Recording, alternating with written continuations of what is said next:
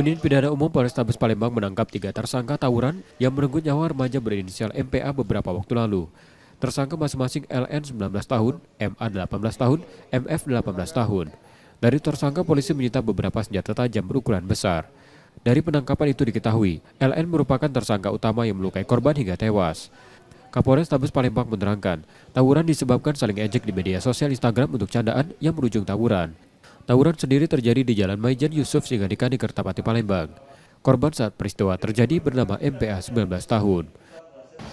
Berawal dari media sosial IG, inilah semuanya berawal dari media sosial IG, suatu permasalahan yang tidak signifikan, tidak prinsip, yang mungkin hanya bercanda tapi membawa maut, yang pada akhirnya terjadi aksi tawuran dari kelompok barat dan kelompok selatan.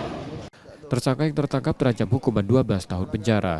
Yudi Kiswanto, Kompas TV, Palembang, Sumatera Selatan.